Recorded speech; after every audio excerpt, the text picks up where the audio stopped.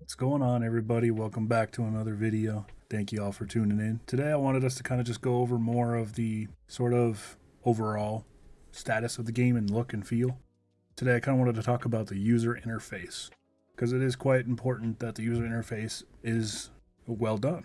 And also I do want to give a little disclaimer that obviously this footage is from the Ashes of Creation YouTube channel and is in alpha stage. So none of this interface is final and is subject to change. So none of this is final, and obviously there's going to be many changes. So alrighty, let's just get into it. The Ashes of Creation UI and HUD is built with customization in mind, rather than being a one-size-fits-all. So you'll be able to quickly customize elements on the fly to suit both PvP and PvE, that PvX nature of the game, and different styles of combat. Users will also be able to save and load profiles so you can switch between a PvP build and a PvE build, or, a dungeon, whatever kind of UI element you like. You can switch between that with certain profiles, which is really good to have. The user interface in Alpha 2 will have options to support hover over casting and double tap application of AoE effects on cursor. So they're kind of just building into the game macros in a sense, so that way you don't have to feel like you need to make those things. The UI in Alpha 1 was placeholder and will not be fully implemented, like I said, when Alpha 2 does release. It's still all subject to change. So in terms of the character, nameplates are displayed above the head, and player character names will have first and optional last names, surnames as well. The name of a character's guild is displayed next to their name, and a character's nameplate will deteriorate to give an indication of how much damage they have taken. So that's one of those cool UI elements that you can kind of keep an eye on and be like, oh, this guy's close to death. Let's go finish him off. An icon will identify the character's class as well, so it is important to know the icons of all 8 classes. Hovering over a player nameplate will show information such as level, class, name, and archetype as well. A buff icon will indicate the character's gear and grade. The size and priority of nameplates will change based on the camera distance, so however far you are away from the camera will determine the size of players' nameplates. And also the visibility of nameplates can be obscured by in-game objects such as trees or utility skills or camo or stealth, or using disguises. It will get rid of a player nameplate, which is pretty neat. UI settings will enable nameplates to be hidden, resized, and customized. And when a summoner has summons, creature type does appear in the nameplate above the summon, and it cannot be changed by the player. Mob nameplates will have indicators that identify resistances, buffs, and elite status. Nameplates in the party UI indicate the player's choice of their secondary archetype. A padlock icon indicates the secondary archetype is not yet unlocked. So you can see there in the above gameplay on Steven's Ranger top left there's a little lock right next to his health and mana bar. So when naming your character, characters will have a first and, like I said, optional surname, and they are unique per server. And character name changes may be possible when they do server merges in the future. That is way long in the future, because I doubt that really any server is going to need to be merged with for a long time, but we will see. It can happen for sure. I won't even get into that discussion, because all games will eventually taper off and fall, right? There is a minimum length of 3 for a character name. Special characters, including apostrophes and hyphens, are currently not allowed in the character names. So they want players to kind of have normal basic names, which is good. We don't want players coming in with, XX underscore 420, We don't need any of that. We need you to feel immersed in the world, and for everybody to have a realistic type of name. Realistic, in a fantasy sense. Character names will appear on the character sheet and optionally on the character website page when they develop their website. And an in-game character's name is displayed above their head and you can choose between your first and last name displayed. And when you pull up your character sheet, you will be able to have a closer look at your stats, your achievements, and all kinds of information. You can go to your character's backstory and look at journal entries that are publicly shared by the players. And traits can be applied that describe a character's history. The character page will also be accessible in-game by opening a browser through the UI. The player can manage what info is shown on the character page as well. Friends list, a character may add another character to their friends list, and in the future they may have a web-based or launcher-based capability to add an account as a friend, but this is not definite at this time. Floating combat text. So this is going to show damage taken, dealt, and cumulative damage, crits, heals, XP gained, and other important combat indicators. Damage taken appears as red and floats to the left. Damage dealt appears in yellow and floats to the right. Crits appear larger and slightly above the other numbers. And XP appears in white and slightly lower on the UI. Floating combat text is able to be customized by the player as well.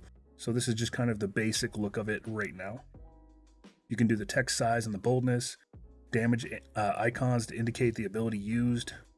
They definitely want people to feel like a lot of it is customizable. Alright, let's talk about the action bar.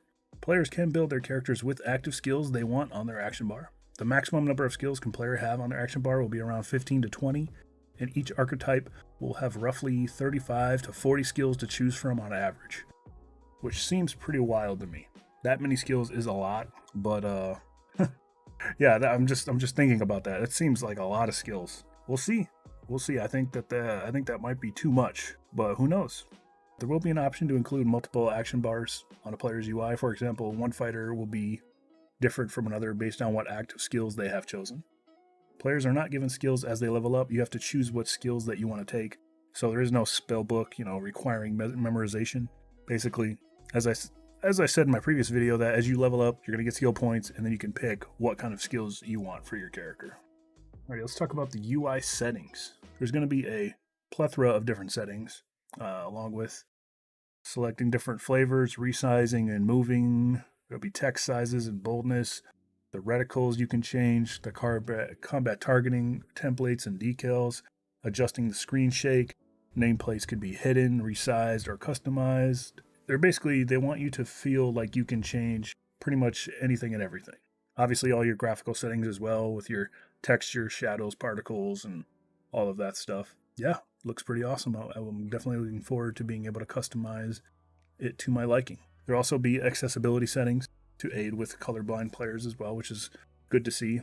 I believe that needs to be in every game, and pretty sure that almost most games have it in now. Different camera settings. There's also a pretty significant camera zoom out distance that will be possible. Some characters, some people like to have their camera right on the character, and others like it super far away. Your choice. You can also change your FOV, your action camera point of views, the screen shake you can turn on and off, which is very good to see. Controller support. In Ashes of Creation, it's not designed around controller support, but it will likely be something that they work on closer to launch.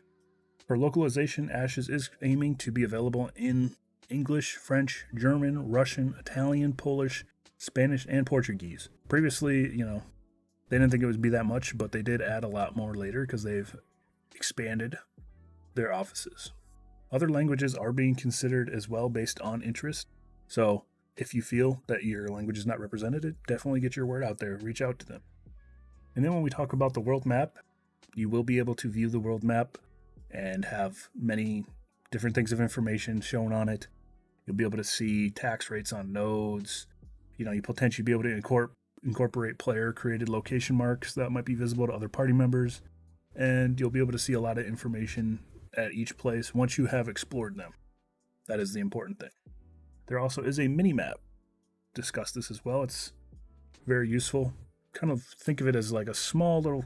I think they have it in Final Fantasy. So yeah, it kind of reminds me of a Final Fantasy mini-map with a lot of information on that as well. Chat bubbles. You will be able to toggle them on or off by players, and there will be options to, manage size and reduce visual clutter so you don't have them popping up all over the place. There will be a voice chat, and raid and party leaders are able to control it. There will be a toggleable, mute on the entire raid. And alrighty, let's talk about add-ons and mods. This is an important discussion that Intrepid talks about. Add-ons, DPS meters, and threat meters will not be supported. So if that's something you're used to in other MMOs, they will not be here. A quote directly from Steven Sharif is, "My decision is not to allow DPS meters nor add-ons. I feel we have an adequate measure in place to prevent a majority of potential third-party trackers. I know the subject has passionate voices on both sides. and I respect the various opinions and positions many of you have expressed. So, I actually love this. I don't want add-ons. I really don't. It's another point of entry, another thing the players have to get to feel like, oh, well, I need this. Otherwise, I can't do X. And it's not a good feeling for players. So I strongly agree that there should not be any threat meters, DPS meters, or add-ons. I think it's great. If you design a good game, you do not need external things to make the game better, period. In terms of combat logs, there are combat logs in Ashes of Creation, and here's another quote from Steven Sharif. We will be providing combat data for individual players in their chat window that players can filter and analyze themselves. The goal is to mitigate and make the practice less prevalent through the ease of the DPS meters provide. Also to place actionable enforcement for players who attempt to circumvent the decision by use of third-party programs, for which we will be monitoring. They also are developing a mobile/web application. It's going to be like a companion app that will allow players who are not logged into the game to have authority over certain services and mechanics, such as your crops, player stalls, mayoral duties, paying your taxes. They could do fishing, potentially.